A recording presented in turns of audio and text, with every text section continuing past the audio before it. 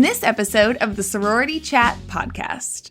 Living in a chapter house and living out of a chapter house are two different experiences. And being able to, again, get to yes, how do we help empower you to make that a great experience and feel that you can use the property in the way that you want to, and also protect your organization and protect the members living there from creating any unwanted liability. So I think just becoming aware and thinking through potential issues in a different way really kind of informs those decisions for both members and advisors and the national organization. Hey y'all, and welcome to Sorority Chat. I'm Liz Alexander, a designer and sorority alum who's obsessed with all things Greek life. My mission? To bring you real conversations, smart insights, and fun stories that help make sorority living even better. So grab your favorite beverage, get comfy, and let's chat. Hey, sorority chatters! Hope you're having a good week. Joining us today as the guest is Kit Moorman, Director of Risk Management Education at MJ Sorority. She is a Kappa Alpha Theta from DePaul University. Kit has built a career that's taken her through fundraising, nonprofit leadership, event planning, and even law school before landing in her current role supporting sorority communities across the country. At MJ, she works with organizations to identify emerging risks, to improve their housing experiences, and create environments where collegiate women can thrive. From unofficial houses and porch pickup trends to fire prevention technology and the impact of changing weather patterns on chapter facilities, Kit has a fascinating perspective on what's happening behind the scenes in sorority housing today. So we're going to talk about the risks that chapters may not see coming, how thoughtful spaces can support student well-being, and why risk management is about a whole lot more than rules. Hey, Kit. Hey, Liz. Thanks for having me. I'm excited to be here. Yes, I'm excited to talk with you. I always enjoy our conversations, and you're a wealth of knowledge, and I think today's conversation is going to be really valuable for folks. I agree. So I shared a little bit in your intro that your career path wasn't exactly a straight line. So talk to us about how you go from fundraising and nonprofit leadership to becoming a leading voice in sorority risk education. That is a great question, and I am still trying to figure it out myself. I think the real common thread in my career has been a love of supporting young women in their leadership development and becoming who they want to be, mostly because I was extremely lucky to have women who supported me. And the sorority system, I think, is so well set up for that and to foster community across generations with one another. It goes so far beyond friendship, so far beyond career, and is really, as we say at Theta, lifelong. So I think what brought me to MJ was really a chance to marry all of those passions, working with young women, being able to use my law degree and thinking through all of the behind the scenes stuff that goes into helping a sorority woman have a great collegiate experience. And then as well as my work in nonprofits. Sororities are nonprofit organizations, and nonprofits come with a unique set of challenges and also a unique opportunity to really do some work that can't always get done in a corporate or for-profit setting. So I have really enjoyed being at MJ. I've been here going on 3 years and never thought that I would know this much about sorority risk management at this phase of my life, but I can say that I really, truly enjoy it. Well, that's good. When people hear risk management, I think they automatically kind of glaze over, right? They think paperwork, insurance forms, but it's a whole lot more than that. So talk about kind of what your day-to-day work life looks like. Sure. I will say most of my day is informed by what's happening in our chapters or the chapters that we serve across the country. So MJ serves 20 of the 26 national Pan-Hellenic sororities and their chapters across the country, as well as a few other women's fraternities and sororities. So we have the benefit of that program structure where if one thing happens at this campus in this organization and we see it again at another campus and another organization, we can really begin to identify those trends and get ahead of them. So often my work is trying to get ahead of things before they become a problem. So when you were giving my lovely introduction, you mentioned porch pickups. So we saw some apps start to pop up that are beyond sort of the Facebook groups of, I had formal, does anybody want to buy my dress? Or I'll loan it to you for your formal that's next week, or et cetera, et cetera. And some young entrepreneurs really smartly capitalizing on that opportunity and saying, I can build an app that helps women, specifically sorority women, exchange these types of outfits, dresses, whatever it is. We started to see some issues of, hey, there's packages piling up at ABC sorority house. Oh, and it's happening over here on this campus. And somebody went to pick something up and the sidewalk's covered in ice. They slipped and fell.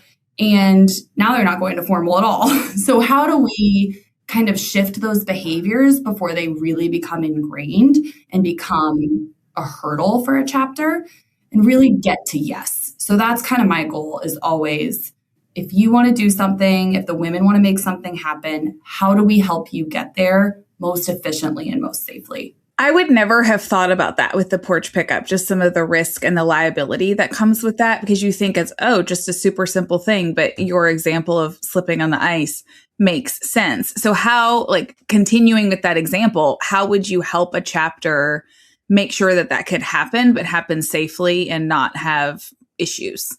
Yeah, definitely. So something that we have suggested is to do meetups on campus, public area, safe area, somewhere that, you know, the university is already considering the women's safety, right? We don't want to put anybody like, hey, I'll meet you at the gas station down the road. Probably not a good idea. I would say 90% of risk management is often just stopping and thinking before you do something. And so just kind of altering the behavior slightly, right? Like, we want you to be able to get a great deal on a formal dress. For sure. I'm in a phase of life where I'm going to weddings all the time. And I would love to be able to just pick up a dress, hand it back for a good deal.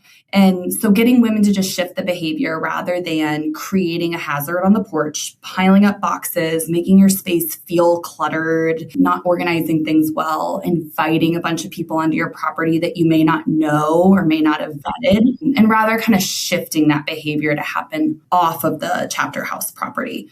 You're still getting everything, you're still accomplishing everything you're trying to accomplish, but everybody kind of ends up in a safer spot. That's just one example. There are lots of different ways that we kind of create those resources that we then direct toward chapter members, to advisors, just to kind of get them thinking. To your point, like, it's not something that I either probably would have thought about until we saw it happening. And then we really start to think, okay, how can we modify this behavior where everybody still accomplishes their goal and doesn't, slip, trip, and fall? No, that's good advice. So I appreciate you sharing that.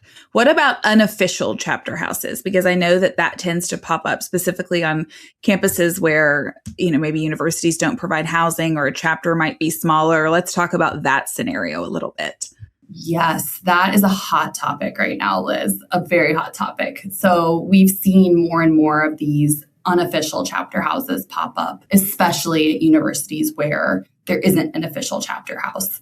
And in a very, well-intentioned way, women are putting their letters on the outside of the house that, 4 or 5 women have rented together in their own names, or hosting a chapter meeting there, or an event, or conducting the business of the chapter, and treating it like a chapter house, which makes sense, right? You have a space where the members already are. It's easy access. It's free. Everybody knows where it is. It's a very natural thing to do. But to stop and think, to pause and say, what kind of liability am I creating for myself, for the chapter, for the national organization? So we have put out advice that's pretty basic on kind of the frontline things you can do. If you are renting, they're often known as the junior senior house, or on a campus that doesn't have housing, it kind of colloquially becomes known as the ABC sorority house. Don't put your letters outside or really advertise that as the chapter house. It's not the chapter house. Maybe don't host a risky event there. Make sure that you've thought through, who's coming over, how are they interacting with your space. I lived off campus for a semester, and I remember having some people over once, and that's all it took. I never wanted to have people over again because they are messy. Yes, they are. And, you want to be able to, part of the fun of living outside of the chapter house is having a little different experience. Living in a chapter house and living out of a chapter house are two different experiences. And being able to, again, get to yes, how do we help empower you to make that a great experience and feel that you can use the property in the way that you want to, and also protect your organization and protect the members living there from creating any unwanted liability. So it's a process, and it's not a perfect process. So I think just becoming aware and thinking through potential issues in a different way really kind of informs those decisions for both members and advisors and the national organization. Yeah, it definitely does. The whole time you were talking, I just was thinking this is really just an awareness issue. You just have to kind of think a couple steps ahead and not just be focused on this immediate decision. You have to kind of think about the consequences and be aware of where that might lead. And do you want to go down that path? And if the answer is no, then okay, how do you shift things and get to that yes, to your point, but a different way? Yeah. And you mentioned earlier, people think insurance and their eyes glaze over and get it, right? I mean, sometimes I feel that way, but I think that manner of thinking and the ability to really critically think about issues that you're dealing with, whether it's managing a property, designing a property, or if you face something in class or at work, these are just lifelong skills. It's really the way that you think, not so much the subject matter that you're thinking of. That's of course important, but that's really a life skill that I'm sure you use, Liz, when you're designing. How do you think about, hey, I love this look or this feel, and then kind of the thinking 3 steps ahead. How do I make it last? Or how do I make it? I mean, you have how many women coming through a sorority house every day? That's very different than like a private residence, I would imagine. Absolutely. Yeah. It's more hotel level activity, yet it has to feel like a home. And so that's the fun balance on my side. I'm sure it's fun, but also a lot of factors to consider. Yeah, it is. It is. And then you've got objectivity, right, between preferences of each organization or each chapter and what you've kind of how you mix that in as well. So, yeah, but you're right. Awareness and just that method of thinking is something that could serve you very well currently in your chapter and then beyond through life. And I'm curious, you talked about working with like 20 of the 26 Panhellenic organizations. Y'all at MJ have a wealth of knowledge. You're obviously seeing trends and keeping up with it. How does that get filtered down and communicated to chapters or advisors so that you're spreading that education and awareness? Because you don't know what you don't know. But if you have access to your information, you can be more educated. Yes, you're absolutely right. And I'm so glad you asked, because this is what I spend most of my time trying to figure out, is not just creating awareness or the resources for awareness, but getting it into the right hands. So we have a few different audiences. We work with chapter members often in planning safe events, in getting them resources to be sure that they have everything they need to plan an event, that they get it done in a timely manner, that it goes off without a hitch, that they're following their organization's guidelines, and then often with advisors in kind of the chapter services realm. So thinking about how do you work with members and deal with things that come up in a responsible and thoughtful way, which is something that I will say our clients are fantastic at providing resources for as well. They're really great in that area, as well as house corporations. So I know you work with a lot of house corporations too on the fun stuff of design, and then also just property management. There's so much that goes into making a sorority house function day to day and year to year. And we provide a huge number of resources for them through a monthly newsletter. You can reach out to us if you go to mjsorority.com. If you are a house corporation advisor, collegian listening to this, just reach out. We're happy to answer any questions you have. And our resource library that you can find on our website is a wealth of information. I mean, you come up with something and pop it in the search bar and to your delight or chagrin, 4 or 5 things will probably pop up. And if not, tell us that, because that's something that I should put on my to-do list. Yeah. Well, and it's so interesting to have the different audiences that you're communicating to, because I'm in a similar boat. To an extent, you're trying to reach students. You're also trying to reach advisors and decision makers. And then you're either trying to reach the national organizations or the local house core boards. And so it's how can you get the message across and how do you reach those people well? And I know one of the other things that y'all do is you have a podcast where you talk about some of these things too. We do. That you can also find on our website, Real Talk with MJ Sorority. So that's where we've identified some of those trends that you see pop up. We talked about porch pickups and unofficial houses are kind of what we're focused on right now. And we spend time talking with experts, talking with one another, just thinking through the problem and trying to figure out how to get to yes, how to get to a spot where everybody wins. And I'm really excited that is about to come back. We've been dormant for a couple of years. So be on the lookout to hear more from me if you'd like. Yes. I'm curious what other trends beside the porch pickup and the unofficial houses that you're seeing that maybe weren't around 5 or 10 years ago, because we know everything's constantly evolving. Are there other patterns that you're seeing? Yeah, those are some interesting liability, almost kind of chapter member behavior related things on the property side. And I'd love to hear your input in this as well. We're just starting to see different needs from the collegians or asks as they go through recruitment, as they're moving into chapter houses, how they're using the space. And we talk a lot with our partners about this and thinking through how are you designing safe spaces that also serve the dual needs of today's collegian, which are privacy and spaces of retreat and also community living. So those are some of the things that are really tough to serve dually. You can speak much better as to how to do that. But it is something that we think about a lot. Just what liabilities do those things create and how do you make spaces that are inviting to a chapter member and that allow the house to function well over time? Yeah, it is an interesting challenge and almost a case-by-case basis, because if you're dealing with an existing chapter house and maybe you're trying to adapt it or help elevate it and you're trying to find places of respite and privacy, but then also places to have larger group gatherings, you really have to just look at how it's laid out and what the possibilities are. And that's budget contingent and, timing contingent. And there's a lot of factors there. And so that's kind of the fun puzzle of the work that I do. And, it's really the same if you're starting from scratch. Yes, the world's your oyster to an extent, but it is balancing the private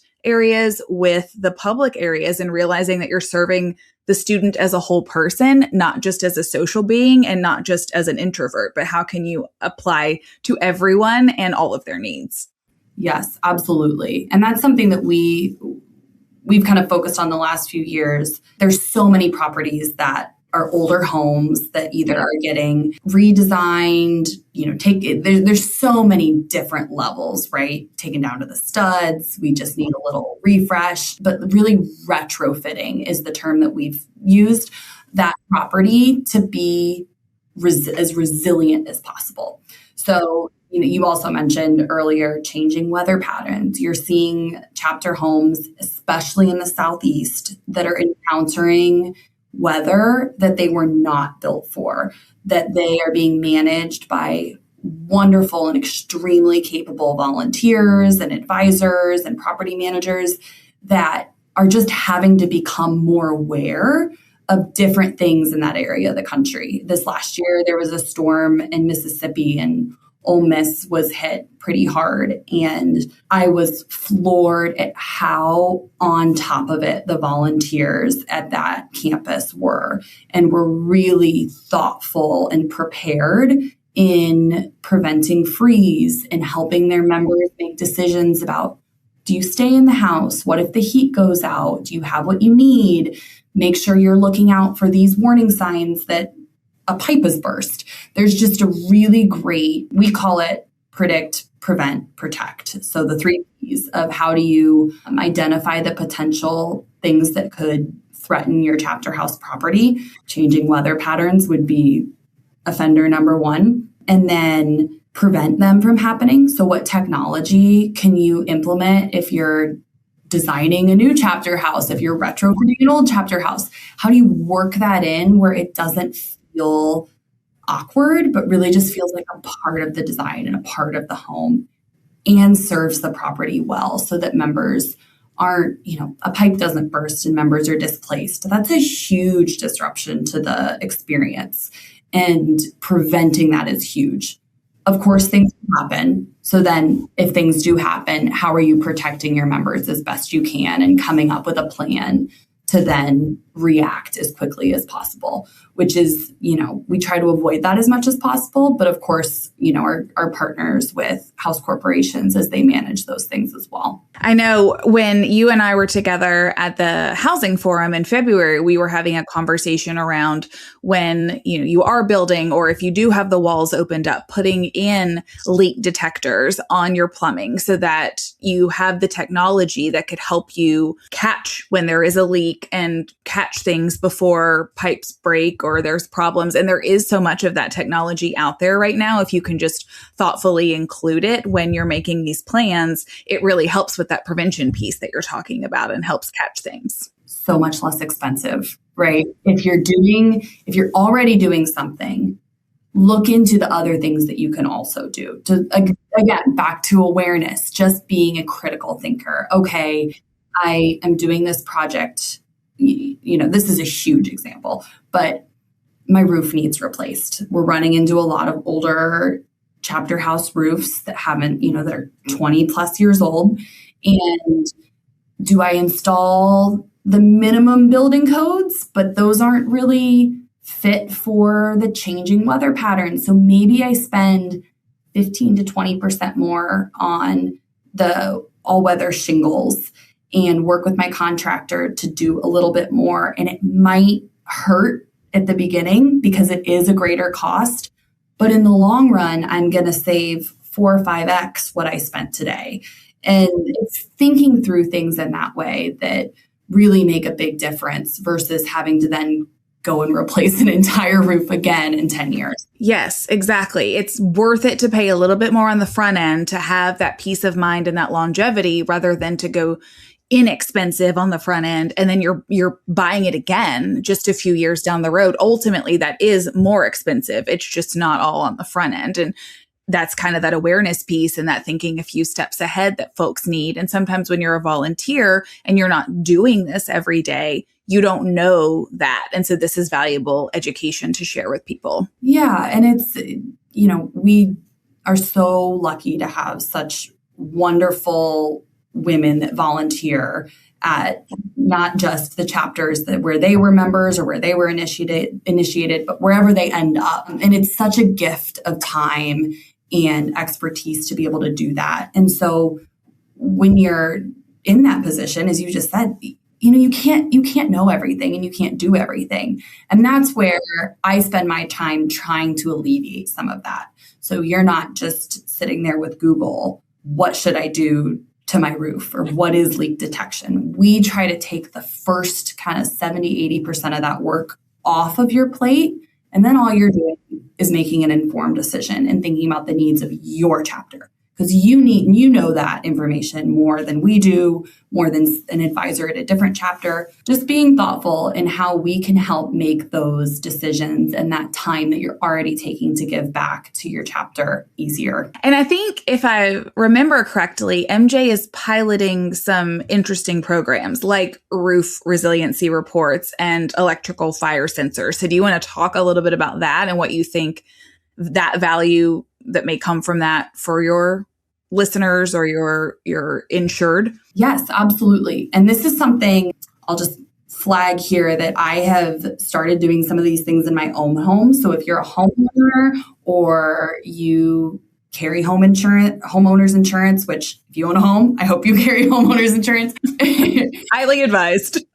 Often your insurance carrier in the personal lines is what we call it. So if it's something that you're purchasing for yourself, for your own home, will either provide these sorts of things at a discount or for free. And we're really proud at MJ that we've been able to partner with our carriers to start doing that in what we call the commercial space. So sororities are a commercial client. And so I would just say, give your insurance carrier a call, and you never know. I've installed some of these things at my house, and it's given me a lot of peace of mind. Leak detection in particular. We had a leak in our air conditioning unit a few months ago, and we're not in town. So that could have gotten a lot worse, a lot more quickly than it did, because there was leak detection installed in our home. So things like that. I'll start with, you mentioned our electrical fire sensors. Ting is the name of the company that we're working with.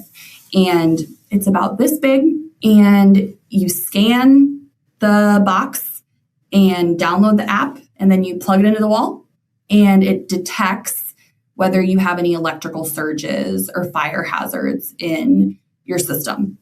Not sexy or interesting at all, except that we had a chapter house, an older home where, the wires have been there for quite some time. And it detected a faulty breaker that could have caused the entire property to come down in fire, right? You never know if or when that could happen, but it detected it before it became an issue. And we were able to replace that breaker within 48 hours of the device finding that issue.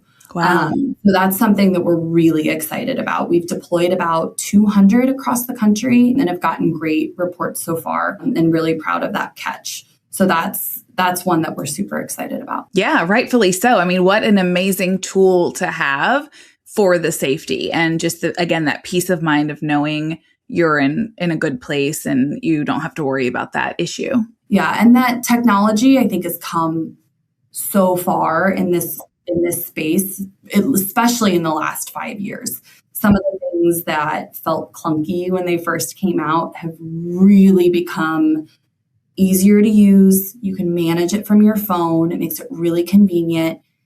And the prices have gone down significantly. There's a company that we recommend for leak detection, Yolink. And I think a little water bug that you could install next to a water heater. I want to make sure that my water heater isn't leaking. Where those used to be fairly expensive are now, starting at $25 to, like $500 for a system. And that's a really, really, really, really easy business decision to make when you look at how much a claim can cost you, right? Water damage claims especially account for about 50% of the property claims that we see, and are preventable most of the time. And water is frankly more damaging than fire. Like, it seeps and spreads and causes more issues than anybody really thinks about until it happens to them. Yes, especially sprinkler systems, which are hugely important, right? For life safety, you want to be prepared in case there is a fire.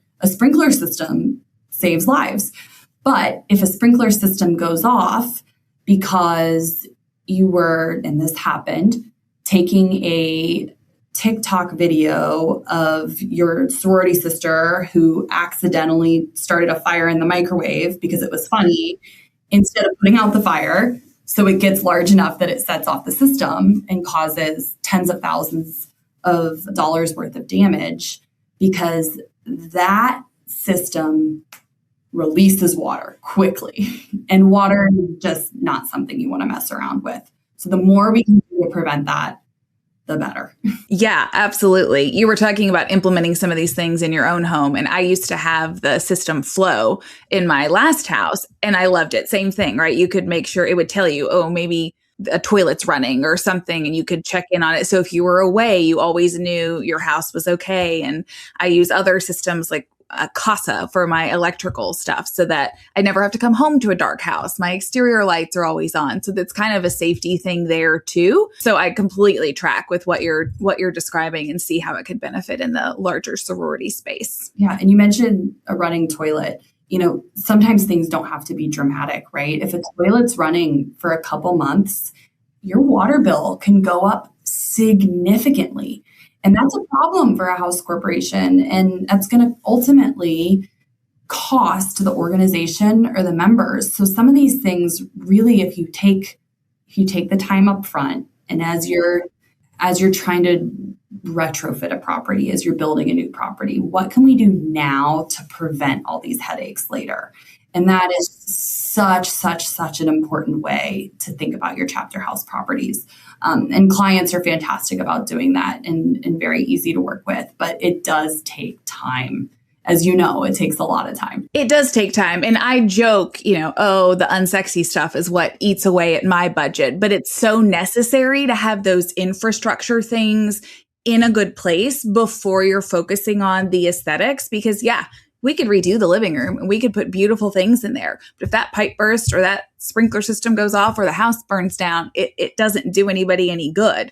But if you have all of those things shored up and in a good place, then you can continue to work through everything else and accomplish what you want. It just, to your point, takes some time and it takes some investment. Exactly. And even I think it's combined with the aesthetic a lot. I spent some time before we sat down today looking through PDR's portfolio and just noticing in your design how natural spaces felt. And then looking back again through a risk management lens and thinking, oh, these have all these potential issues have been addressed. And that's it.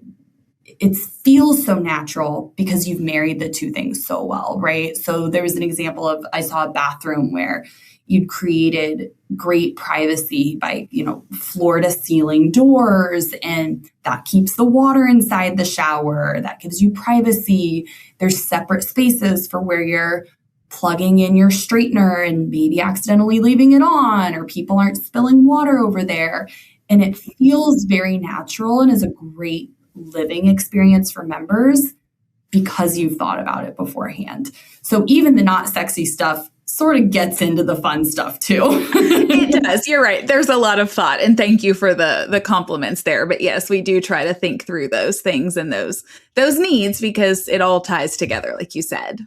Yeah, absolutely. For sure. Well, I've enjoyed getting to know you over the past few years in your time at MJ, and I want listeners to get to know you a little bit better too. And I know you love trying new recipes, and you are personally on a quest to find the best chocolate chip cookie recipe. And so I'm curious, tell us about that. Like, which one's winning? What's the winning ingredient? I'm so glad you brought this up. And if anybody has any input or suggestions, let me know. I've tried a lot of chocolate chip cookie recipes. So far, my mom's chocolate chip cookies are still the winner. I think it's the nostalgia.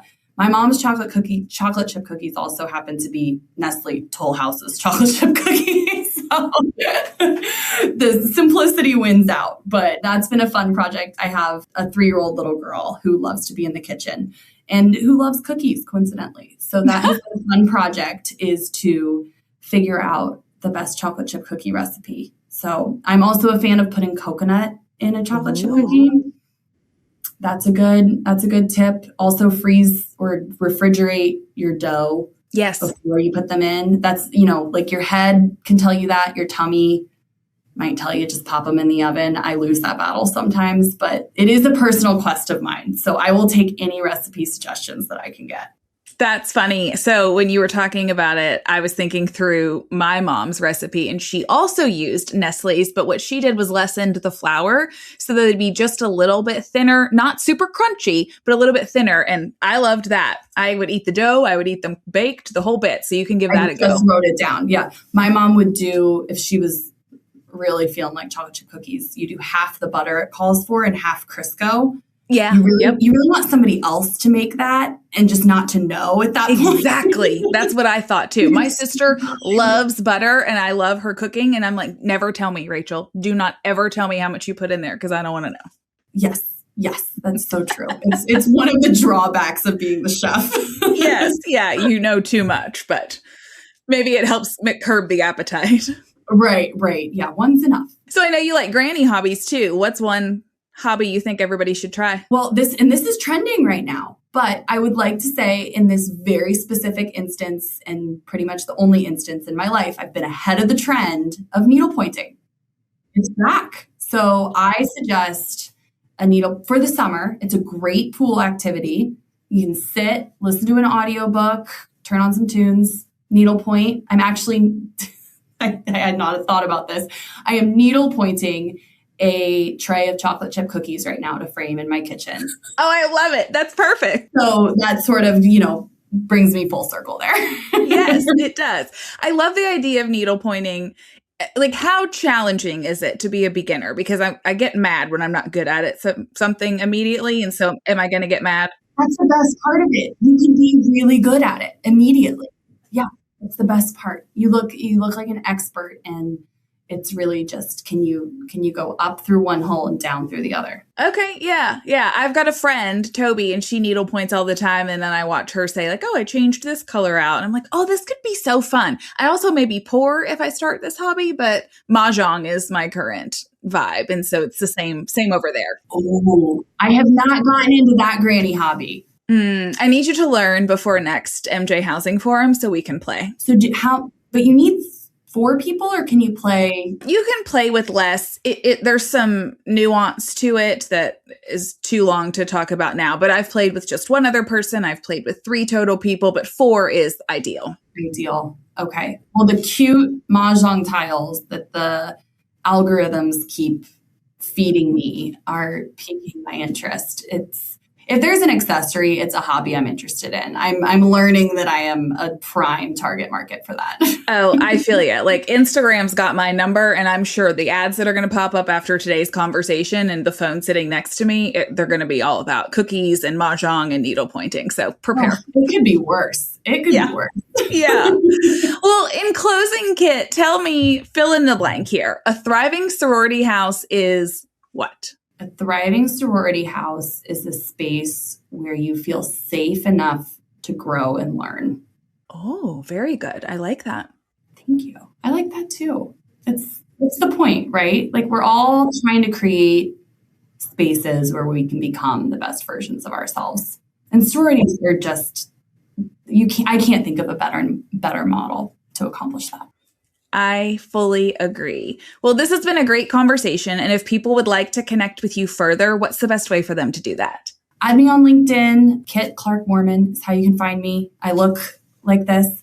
And or go to mjsorority.com, reach out. We are here to answer any questions you have about risk, about cookies. Just say the word. Perfect. We'll put it in the show notes. Thanks so much, Kit. Thanks, Liz.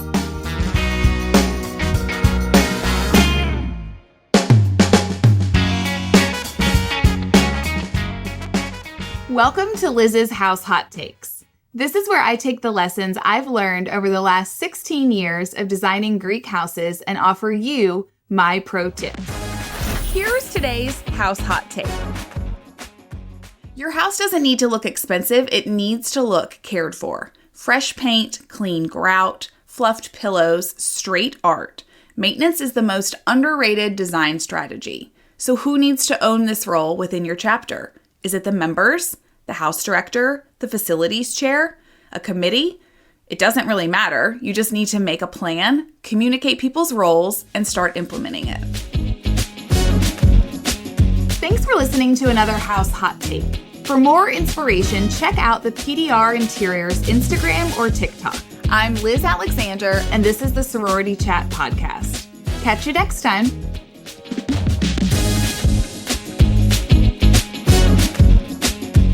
Thank you so much for tuning in. If you're listening on a podcast platform, make sure to follow the show so you never miss an episode. And if you got something out of today's conversation, we'd love for you to leave us a 5-star review. It helps us reach more listeners just like you. If you're watching on YouTube, be sure to check out this video right here or this one over here. And don't forget to like and subscribe. It really helps us out. I'm Liz Alexander, and this is the Sorority Chat Podcast. Catch you next time. This podcast is produced by Collier Landry for Don't Touch My Radio. Copyright Liz Alexander.